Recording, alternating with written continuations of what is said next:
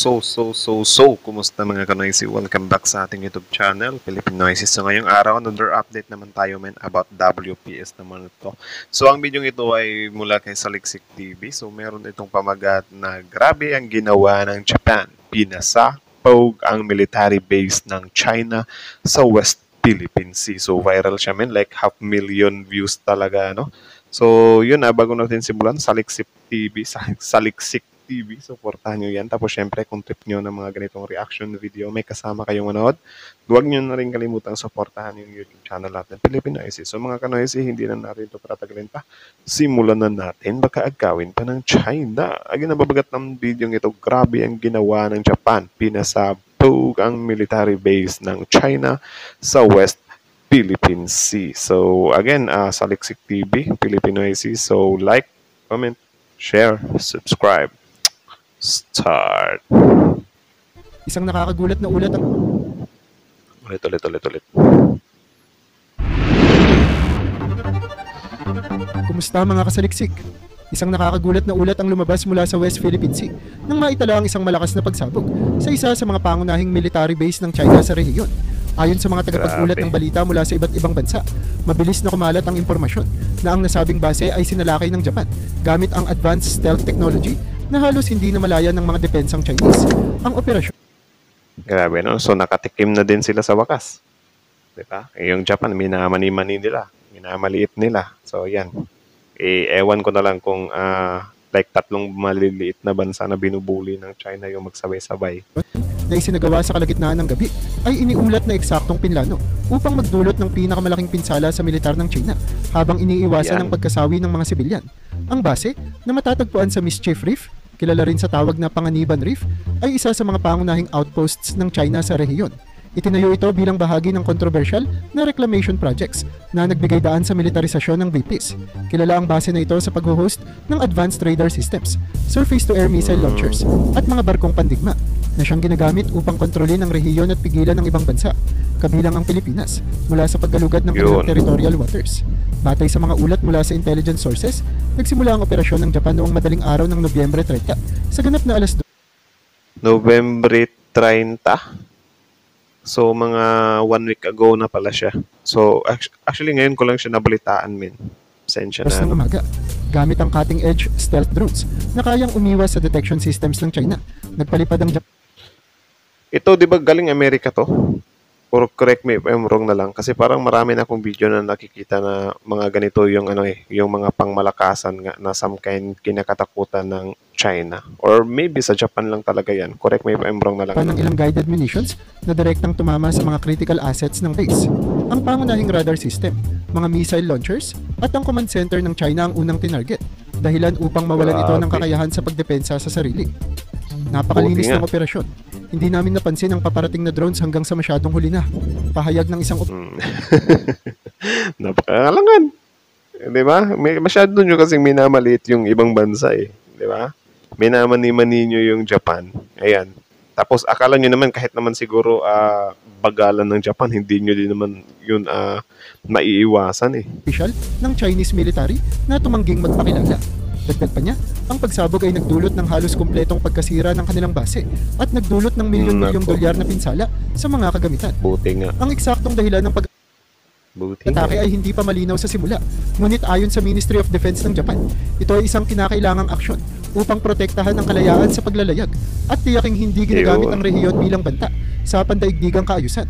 Isang araw matapos ang insidente, mariing kinondena ng Beijing ang ginawa ng Japan na tinawag itong isang walang basehang atake at isang malinaw na provocation. So ayun, tignan natin to kasi 'di ba kita nyo naman pinasabog ng Japan, 'di ba? So ngayon, kinundi na ito ng Beijing. 'Di ba? Kasi yan yung kinakatakot ng kinakatakot ng mga kababayan natin or siguro yung mga namumuno sa atin na yun nga baka daw kapag meron tayong gawing some kind ikakaano ng China, baka mas lalo daw lumala. Kasi alam naman natin na yung China is more on talaga sila. Mareklamo talaga sila. No? So tignan natin to di ba? Since nagreklamo nga yung Beijing, kinundi na ng Beijing. So tingnan natin yan kung uusad talaga yan. Di ba? Para makita din ng mga kababayan natin na parang ganun lang din pala yung China. Kasi hindi naman nabago yan eh. Dati, nung sa Indonesia, yung sa Malaysia, yung sa Vietnam, na may ginagawa sila sa South China Sea, no?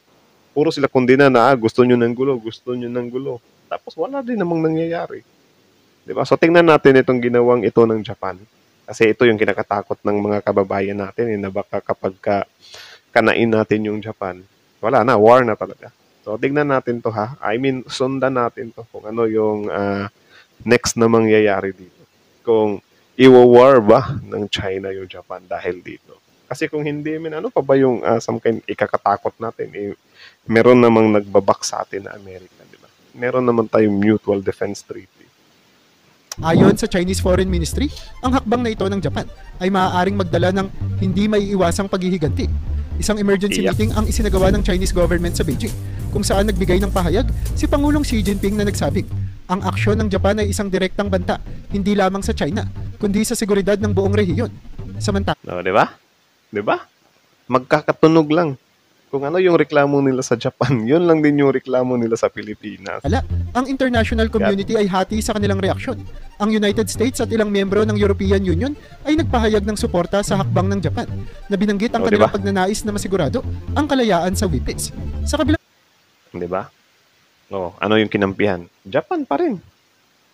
Kasi lahat ng mga bansa or karamihan sa mga bansa, alam nila na yung mga ginagawa ng China ay wala na sa hulog ba? Ang banda, nanawagan naman ng Russia ng maximum restraint upang maiwasan ang posibleng pagkalat ng digmaan sa rehiyon. Sa Pilipinas, bagamat walang opisyal na pahayag ang gobyerno agad-agad, ilang eksperto ang nagsabing ang insidente ay maaaring magbigay daan sa muling pagbuhay ng claims ng bansa sa WPS. Ang pagsira sa Chinese military base ay nagtanggal ng isang malaking balakid sa posibilidad ng Pilipinas na muling i-reassert ang kanilang soberanya sa mga teritoryong saklaw ng kanilang exclusive economic zone. Sa pagsabog na naganap, iniulat na umabot sa $250 million ang halaga ng nawalang kagamitan ng China. Apektado $250 million. So magkano yun? Kasi ang 1 million is 50 million. Wait lang. $250 million. I-ano lang natin, convert lang natin. Patuloy. Convert lang natin, ha. Kasi maganda to eh. Magandang balita to eh. Dapat alam natin to. $250 million. 2 peso. 2 peso. 1, 2, 3, 14.5 billion. 14.5 billion yung damage nila. Yan na. Karma nga naman, 14.5 billion. Sa atin, millions yung millions yung damage natin sa millions yung damage natin sa pang-water cannon nila, pambabangga nila sa barko natin. Like, I think 60 million nata yun. Correct me if I'm wrong na lang. Ngayon, ang karma nila, ang bawi sa kanila, 14.5 billion. Diba? Ano masasabi nyo doon? Comment down below. Ito rin ang kanilang kakayahang mag-monitor ng mga aktibidad sa WPS. Maraming eksperto ang nagsabing ang tagumpay ng Japan sa operasyong ito ay malaking dagok sa reputasyon ng Chinese military na dati itinuturing na hindi matitinag sa rehiyon. Ang pagkawala ng base sa Mischief Reef ay isang malaking pagkatalo para sa China. Hindi lamang nito pinahina ang kanilang presensya sa South China Sea, kundi naglagay din ito ng duda sa kanilang kakayahang protektahan ang kanilang mga interes sa rehiyon. Ayon diba? Naglagay ng duda. So, syempre, kapag ganyan kasi, maaari na silang matahin din ng ibang bansa. Especially ngayon, sana nga makita to ng ng mga kababayan natin na mga pro-China. Diba? Mga anti-US. Na kesyo, US daw yung dahilan para mas lalong gumulo. Tumulong na nga yung US, diba? So, sana makita nila to para makita din nila na yung mga kinakatakot nila, hindi, grabe naman. Hulog na hulog sila sa pananakot ng China eh. Di ba? Gayong dati pa naman, ganyan na yung China. Ngayon, yung Japan, tingnan natin kung iwawar talaga yan ha. Siguro, if ever iwawar niya yung Japan, medyo mangangamba tayo doon. But, hindi totally kasi yun nga, meron nga tayong masasandalan. Meron nga tayong mutual defense treaty, di ba? Pero kung hindi papalagan ng China yung Japan, pang kakatakot natin. I-share nyo to, I-share nyo to para makita din to ng mga Filipino pro-China, Kay Dr. Hiroshi Tanaka, isang eksperto sa geopolitics. Hiroshi Tanaka? Yan yung yung karakter sa sa Pulang Araw eh. Mula sa Tokyo University.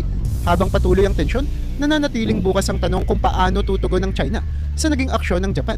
Ang insidenteng ito ay hindi lamang usapin ng militar kundi ng mas malawak na politikal at ekonomikal na epekto. Sa kabila ng paninindigan ng Japan na ito ay isang kinakailangang hakbang, ang takot sa isang mas malawak na sigalot ay nananatili. Ang insidenteng ito ay hindi lamang para sa Bupis. Ito ay laban ng kontrol sa Asya. Pahayag ng isang analyst mula sa Singapore. Sa gitna ng mga usaping ito, ang mundo ay naghihintay, handa sa posibleng pagbalikwas ng China o ang pagsilang ng bagong balanse ng kapangyarihan sa rehiyon. Yun. Paghamak Bigla ang o pagsabog paglabag. sa isang pangunahing military base ng China sa Mischief Reef ay hindi lamang nagdulot ng malaking pinsala sa infrastruktura, kundi Siyempre, paghamak yan sa ano? Paghamak at paglabag yan para sa China. Gano'n naman sila eh. Kapag sila yung lugi, wala. Iti-take nila yan as, wala, inapi-api nyo kami. Pag ganyan-ganyan, ngayon yan, iiyak yung mga paigting yan. din ng tensyon sa pagitan ng China at Japan. Sa sumunod na araw, naglabas ang Beijing ng isang mariing pahayag na tinawag ang pag-atake bilang isang garapal na paglabag sa pandaigdigang batas.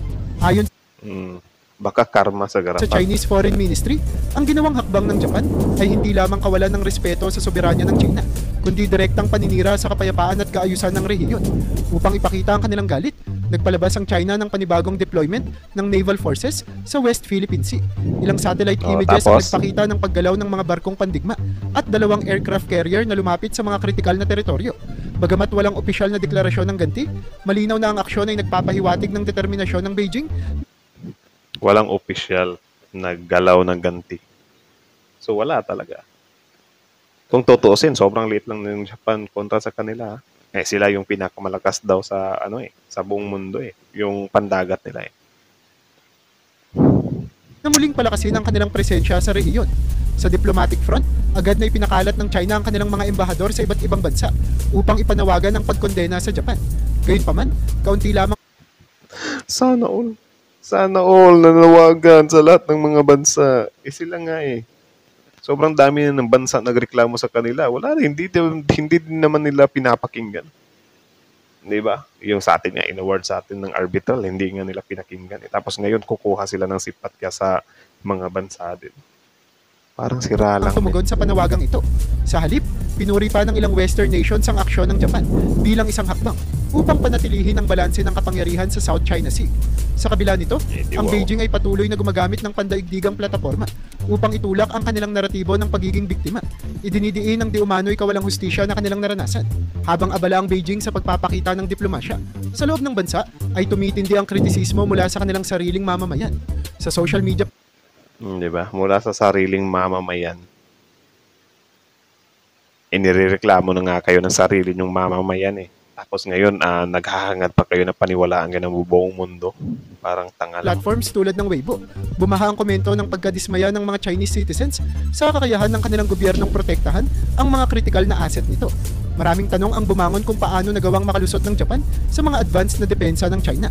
Ang hashtag na #NeverForgetMischief ay nagtrend na nagsasabing dapat ay palakasin pa ng gobyerno ang depensa ng kanilang teritoryo para sa mga Nagtatanong sila kung paano nalusutan ng Japan. Eh malamang, karamihan naman sa ano ng China is ampaw lang naman eh. Malay nga natin, for display lang yung iba nilang gagamitan dyan eh. eksperto, ang pagpupursige ng Beijing na balikan ng insidente gamit ang diplomasya ay tila indikasyon ng kanilang pagkakabahala sa posibleng eskalasyon. Ayon kay Dr. Michael Feng, isang geopolitical analyst mula sa Hong Kong, ang China ay nasa posisyong mahina ngayon. Habang sila ay nagmumukhang biktima, hindi nila kayang gumawa ng labis na hakbang na magdudulot ng mas malaking internasyonal na problema. Ang tagumpay ng Japan sa pag-atake ay hindi lamang nakaapekto sa presensya ng China sa West Philippine Sea, kundi nagdulot din ng malaking dagok sa reputasyon nito bilang isang makapangyarihang militar. Ang tanong ngayon ay kung Diba? Karma is real. Pinakamakapangyarihan pala kayo ah. Ngayon, napuwing kayo ng bansang minamaliit nyo. E paano na lang kung magsabay-sabay? Diba? Lahat ng bansang inocals nyo. Kinopils nyo.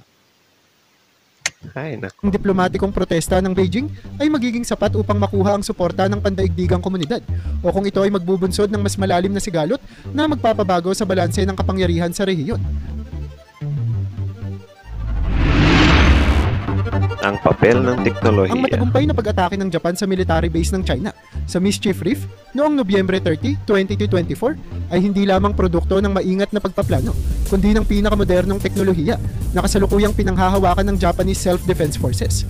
Sa pamamagitan ng cutting-edge weaponry, nagawa nilang pabagsakin ng isa sa pinakamalalakas na base militar ng China sa rehiyon ng hindi napapansin hanggang sa huling sandali. O, di ba? Hindi napapansin. Paano kung damihan ng Japan yan? Tunaw pala yung Japan ng China.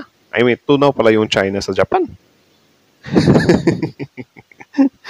Grabe, hindi man lang nila natunugan. Halaga sa operasyon ng paggamit Diyos ng advanced ko, stealth drones na idinisenyo upang maiwasan ang deteksyon ng radar systems. Ang mga drones na ito ay nilagyan ng precision-guided munitions na may kakayahang tumama sa mga critical na bahagi ng base, tulad ng kanilang radar arrays at missile silos. Ang nasabing teknolohiya ay bahagi ng tinatawag na Hades Strike Program, isang classified military project ng Japan na naglalayong palawakin ang kanilang kakayahan sa high-tech warfare. Bagamat kilala ang China sa kanilang malawakang anti-aircraft defense systems, ang stealth technology ng Japan ay nagbigay daan sa mabilis at hindi nahaharang na operasyon. Ayon sa mga Diba? Panis. Kahit nakilala pa yung China sa mga air defense nila or sa mga panghimpapawid nila, wala, lugi pa rin sila. Kasi walang quality eh. Diba? Aanihin mo yung marami nga pero wala namang quality. Useless. ulat mula sa Tokyo Defense Ministry, ang mga drones ay gumamit ng thermal cloaking upang maging halos invisible sa radar at infrared tracking systems ng China. Kasabay nito, Grabe. isinagawa rin ng active electronic jamming upang pansamantalang i-disable ang kanilang communication networks, isang hakbang na nagbigay ng mas malaking advantage sa operasyon. Bukod sa mga drones, ginamit ng Japan ang tinatawag na hypersonic glide vehicles na mas mabilis kaysa sa tunog at may kakayahang magbago ng direksyon sa mid-flight. Ang mga armas na ito ang ginamit upang sirain ang reinforced command structures ng base sa loob ng ilang minuto lamang. Ang bilis at katumpakan ng mga missiles na ito ay naging sentro ng pagkagulat ng mga eksperto, lalo Grabe, no? Sana makabili tayo ng ganito, ano? Kahit dalawa lang ba? Diba? Like, pag-ipunan talaga, min. Nako, ewan ko na lang kung loko-loko pa yung China dyan. hindi ito nagawang maharang ng anumang depensa ng China. Ang koordinasyon ng teknolohiya at intelligence gathering ang siyang naging pundasyon ng tagumpay ng Japan. Ayon sa isang ulat mula sa Japanese Defense Review, 6 na buwan ng detalyadong surveillance at data collection ang isinagawa bago ang mismong operasyon. Ang mga satellite imaging at real-time monitoring ng aktibidad ng base ang nagbigay ng impormasyon sa eksaktong oras at lokasyon ng pinakamahinang depensa ng China. Ang pagsasama ng Grabe, pinangalandakan ni sa Lexic TV. Pinakamahinang depensa ng China. ganitong high-tech tools sa taktikal na diskarte ay nagbigay daan sa mabilis at tahimik na neutralisasyon ng target. Sa kabila ng pagiging tahimik ng Japan tungkol sa mga eksaktong detalye ng kanilang teknolohiyang ginamit, malinaw na ang kanilang hakbang ay nagpapakita ng kakayahan nilang makipagsabayan sa modernong digmaang teknolohikal. Para sa mga eksperto, ang operasyon ay isang deklarasyon ng kanilang kakayahan na harapin ang banta ng isang mas malaking kapangyarihan tulad ng China. Habang Grabe din kasi, min. Sobrang mapanganib din tingnan eh. Parang pang outer space yung Parang alien yung gumawa. Hindi ba? tumitindi ang Classic. usapin ukol sa papel ng teknolohiya sa makabagong digmaan, ang pag-atake na ito ay nagsisilbing babala na ang hinaharap ng military conflicts ay hindi na lamang tungkol sa dami ng tao o armas, kundi kung sino ang mas mabilis Tama. makakaangkop sa makabagong teknolohiya. Ang Japan, Tama. gamit ang kanilang advanced weaponry, ay malinaw na nagpapakita ng kanilang intensyon na maging pangunahing tagapagtanggol ng kaayusan sa rehiyon. Yun. Good job. Good job yan. Good job yan, Japan. Good job. Epekto ng Ang pag-atake pag-atake. ng Japan sa military base ng China sa Mischief Reef noong Nobyembre 30, 2024 ay nagdulot ng matinding tensyon hindi lamang sa usaping militar, kundi pati na rin sa ekonomiya ng rehiyon. Ang South China Sea, West Philippine Sea ay isa sa pinakamahalagang ruta ng kalakalan sa buong mundo. At ang insidenteng ito ay Yung naglagay Indo-Pacific. ng malalaking negosyo at shipping operations sa balag ng alanganin. Matapos ang pagsabog, iniulat na maraming shipping companies mula sa iba't ibang bansa ang pansamantalang iniwas ang kanilang ruta sa lugar sa takot na maipit sa anumang posibleng sagupaan. Ayon sa isang ulat mula sa Lloyd's List, isa sa mga pangunahing maritime intelligence organizations, bumaba ng halos 20% ang volume ng cargo na dumaan sa karaniwang ruta ng South China Sea sa unang 3 araw pagkatapos ng insidente. Ang mga Well, siguro sa ngayon, parang medyo pa siya, medyo hassle siya or yun nga nakakaabala, no? Pero if ever naman, good yung magiging outcome, like for example, ganyan, parang sinita ng China. I mean, hindi siya sinita, parang tinuruan ng leksyon ng Japan. 'Di ba? At yun nga, parang baka matauhan yung China. Eh di, kung ganyan, kung matauhan na talaga yung China, kahit alam naman nating malabo talaga, pero sana, 'di ba? If ever may miracle, eh di tayong lahat makikinabang diyan. 'di ba? Sa South China Sea na inaangkin nila na hindi naman talaga sa kanila. Ang unahing bansang nakasalalay sa regional na rutang ito, tulad ng Singapore, Malaysia at Vietnam, ay agarang naglatag ng contingency plans upang maiwasan ang pagkaantala ng mga supply chain. Sa China, ang mismong ekonomiya nito ang direktang tinamaan. Ang Mischief Reef ay hindi lamang isang strategic military base, kundi bahagi rin ng mas malawak na plano ng Beijing para palakasin ang kontrol nito sa natural resources ng rehiyon. Ang pinsalang dulot ng pag-atake ay nagresulta sa pansamantalang pagtigil ng kanilang mga oil exploration projects at pangingisda sa paligid ng reef. Ayon sa ulat ng Buti Chinese naman. Ministry of Natural Resources, tinatayang nasa $200 million ang mawawala sa kanilang energy and fisheries sector sa loob lamang Boom, karma. $200 million. So, magkano yon? Billions din yun. Ay, nako, China. Buti nga ng isang buwan senyor. para sa mga negosyo ng China na umaasa sa South China Sea bilang pangunahing maritime corridor. Ang epekto ay mas malawak.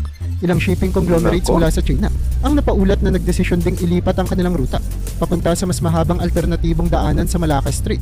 Ang paglilipat na ito Yun. ay hindi lamang nagdulot ng dagdag na gastos, kundi nagpalala rin ng congestion sa mga port sa Southeast Asia.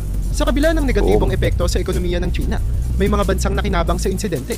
Ang Vietnam 'Di ba? Yung ginagawa nilang pang-uupal doon sa pangungupels doon sa WPS sa South China Sea. Wala, ekonomiya nila yung nasaktan min. Deserve. halimbawa, ay iniulat na tumanggap ng mas maraming foreign investment bilang alternatibong manufacturing hub matapos ang lumalaking kawalang katiyakan sa rehiyon. Bukod dito, ang Japan mismo ay tila naging sentro ng atensyon ng mga investors na naghahanap ng matatag na partner sa Asia Pacific. Ang Nikkei Index ay bahagyang tumaas sa mga araw na sumunod sa insidente na tila sumasalamin sa kumpiyansa ng mga merkado sa kakayahan ng Japan na tumayo bilang isang makapangyarihang geopolitical force. Habang tila unti-unting bumabalik sa normal ang kalakalan sa South China Sea, nananatiling bukas ang tanong kung ang epekto ng insidente ay pansamantala lamang o magdudulot ng mas malawakang pagbabago sa pandaigdigang ekonomiya. Sana nga mapilayan talaga ng husto yung ekonomiya nila, no? Para wala, magtino Kay din. Dr. Leonard Wu, isang ekonomista mula sa Singapore Institute of International Affairs. Ang pag-atake ay nagbigay ng babala na ang anumang destabilization sa South China Sea ay may kakayahang iapektuhan ang buong mundo. Hindi lamang ito usapin ng sigalot sa teritoryo. Ito ay may direktang epekto sa lahat ng bansang umaasa sa rehiyon para sa kanilang kalakalan. Ang Pilipinas, bagamat hindi direktang naapektuhan sa ekonomikal na aspeto ng insidente, ay maaaring magkaroon ng pagkakataon sa pagbangon sa pamamagitan ng muling pagbuhay ng Tama yun, tama yun. Tama naman yun, man. I think yan na lang talaga yung pinaka-way eh. Kasi yun nga, kung dadaanin natin sa diplomasya, yung WPS nating mahal. Sobrang labo siya, man. Sobrang labo talaga siya. Like, hindi mo talaga, siguro, meron lang 1% chance para makuha natin yung WPS. 'Di ba? Tawag dyan, in a diplomatic way or yung proper way na usapan talaga. Malabo kasi. So, halimbawa ganyan, it's either yung Philippines makipag-cooperate sa Amerika or yun nga, yung ibang bansa na mismo na may galit din sa China yung kakana sa kanila. I think yun na lang yung mga hope natin eh. Though, ayaw natin talaga ng gulo, pero wala eh. Kahit anong iwas natin, may ginugulo talaga tayo ng mga taong yun eh. Diba? usapin sa sovereign rights nito sa West Philippine Sea, posibleng makaakit ang bansa ng mas maraming foreign investors, lalo na kung magpapatuloy ang takot sa presensya ng China sa rehiyon. Habang lumilipas ang mga araw mula sa insidente, malinaw na ang epekto nito sa ekonomiya ng rehiyon ay hindi maiiwasan. Ang tanong na natitira ay kung paano haharapin ng mga bansang naapektuhan ang hamon ng pagbabalik sa normal na operasyon habang nananatili ang posibilidad ng mas malawak na sigalot. Ang pananaw ng Pilipinas. Ayon sa Department of Foreign Affairs ng Pilipinas, ang insidente ay nagbigay daan para muling mabigyan ng pansin ang 2016 arbitral ruling na pumabor sa bansa. Sa isang pahayag, So paano? Parang ano pa rin pala to? I think diplomasya. sinabi ni Foreign Affairs Secretary Jose Manuel Cruz, ang pagkawala ng military base ng China ay isang oportunidad upang muling ipahayag ang ating karapatan sa West Philippine Sea. Ngunit ang ating layunin ay nananatili, isang mapayapang resolusyon sa anumang sigalot. Diba? Sabi ko na eh. So, wala naman talaga akong say dyan, mate. Wala talaga akong say dyan sa yung malinaw na paraan. Pero yun nga, hindi nga uubro sa China, di ba? Tapos akala ko kasi nung sinabi ni na yung pagkasira daw ng base ng China, parang ano daw yun, parang good thing dun yun sa atin. Tapos, nung narinig natin na parang ano siya, I think diplomasya yung pinamahatig doon. I don't know. Kayo na lang bahalang humusga. Bagamat nananatiling maingat ang posisyon ng gobyerno, ang ilang mga mambabatas at eksperto ay tahasang itinuring ang insidente bilang tagumpay para sa Pilipinas. Sa panayam kay dating Supreme Court Justice Paano naging tagumpay yun kung wala rin tayong gagawin, di ba? Antonio Carpio, binigyan din niya na ang pagkasira ng base ay nagpapahina sa kontrol ng China sa rehiyon. Ang Mischief Reef ay isa sa mga simbolo ng militarisasyon ng China. Ang pagkawala nito ay nagpapakita na hindi permanente ang kanilang presensya sa ating karagatan. Anya. Sa kabila nito, hindi lahat ay nakikitang positibo ang epekto ng insidente. Ang mga eksperto sa seguridad ay nagbabala na ang mas matinding tensyon sa pagitan ng China at Japan ay maaaring maglagay sa Pilipinas sa isang mahirap na posisyon. Ayon kay Maaari si na Dr. naman. Emmanuel Soriano, isang international relations analyst mula sa University of the Philippines. Habang nagiging agresibo ang mga major powers tulad ng China at Japan, ang Pilipinas ay nasa gitna ng potensyal na sigalot. Ang anumang hakbang na papabor sa alinmang panig ay maaaring magdulot ng diplomatikong komplikasyon. Samantala, sa kabila ng kontrobersya, may mga sektor sa Pilipinas na naniniwala na dapat samantalahin ng gobyerno ang pagkakataon upang muling igiit ang presensya ng bansa sa mga pinag-aagawang teritoryo. Yun naman talaga ang dapat, di ba? Kayo ba guys, what do you think? Di ba? Kasi sabi nila, ano daw malabo daw tayong manalo sa China kasi sobrang liit lang ng Pilipinas. Tama naman yun. Pero if ever may mga bansa na tutulong, yung US, meron tayong Mutual Defense Treaty. Yung Japan, ano din sila, parang inunahan na nila. Di ba? So, hindi ko naman talaga sinabi na gayahin natin yung Japan na parang ipabomb din natin yung China. No? Kundi, ano lang ba, tindigan lang natin ba? Huwag tayong masyadong magpadala sa takot. Di ba? Huwag yung puro diplomasya. Kasi, kahit siguro takbuhin yan ng 10 taon, wala, hindi gagana yung diplomasya eh. Pwera na lang kung yung susunod na presidente dyan is talaga, sobrang bait. Diba? So, yun na lang yung aasahan natin. Ganun na lang. Sa mga isla ng Palawan at iba pang kalapit na komunidad, ang mga mangingisda ay umaasa na ang pagkawala ng base ng China ay magbibigay sa kanila ng mas malawak na access sa mga traditional fishing grounds na matagal nang limitado dahil sa presensya ng mga barko ng China. Kung totoo ngang nabawasan ng kontrol ng China, sana ay mabigyan na kami ng pagkakataong muling makapangisda ng malaya. Sabi ni Mang Lito, isang mangingisda mula sa Barangay Kalayaan. Ngunit habang umaasa ang mga mangingisda, ang mga lokal na opisyal ay nananawagan din sa gobyerno na magdoble ng seguridad sa rehiyon upang masigurong hindi magiging biktima ng mas malawak na sigalot ang kanilang komunidad. Sa international arena, nananatiling maingat ang reaksyon ng Pilipinas. Sa kabila ng mga tawag mula sa ilang domestic groups na magpakita ng mas matatag na paninindigan laban sa China, nagpasya ang gobyerno na manatiling neutral sa tensyon sa pagitan ng Japan at China. Sinabi ni Pangulong Neutral. So, yun, if ever lang naman, talaga, if ever, yun nga, kasi nung mga nakaraang araw, din uwi na terkano na naman yung yung before natin eh. Ferdinand Marcos Jr. sa isang pahayag, ang Pilipinas ay magsusulong ng diplomasya at patuloy na itutulak ang interes ng bansa sa pamamagitan ng mapayapang paraan. Ang pananaw ng Pilipinas sa insidente ay isang komplikadong balanse ng oportunidad at hamon, habang may malinaw na posibilidad na mabigyan ng bagong lakas ang laban para sa soberanya ng bansa. Nananatiling hamon ang umiwas sa direktang pagkakasangkot sa mas malawak na alitan.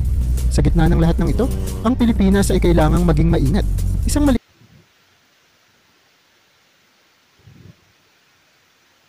Tama.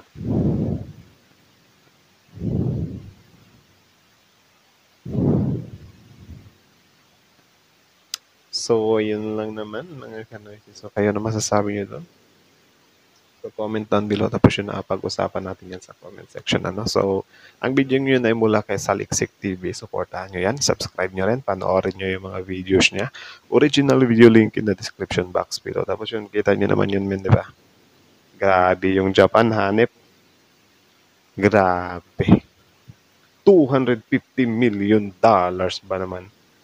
Or 14.5 billion pesos yung balik. Diba? Sa 60 million plus, or I don't know if magkano na yung updated, or correct me if I'm wrong. sa damage ng Pilipinas na pinagagagawa ng China sa lahat yun. Yung mga water cannon, yung pangraram, yung ano pa, pati yung daliri ng sundalo natin. 'Di ba? Ito yung ganti sa kanila. 250 million. Tapos yung ekonomiya nila, naapektuhan pa. 'Di ba? Ay, nako, China talaga, no?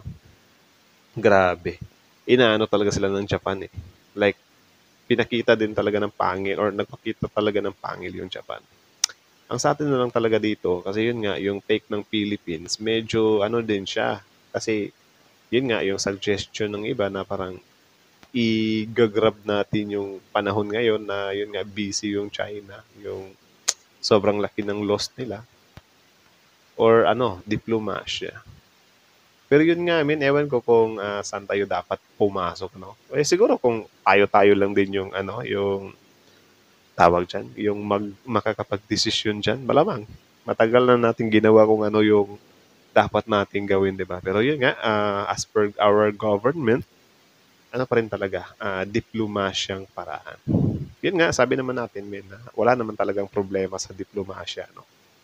Wala talagang problema kung yung issue natin is parang mga giri-girian lang na parang alitan-alitan lang. Kaso, ang sa panahon natin ngayon, humahantong na sa pangwa-water cannon, putol ng daliri, 'di ba? Butas ng barko, may mga damage na, 'di ba? Millions yung damage. Tapos yung ano, yung diplomasya, wala, hindi tinatanggap ng China.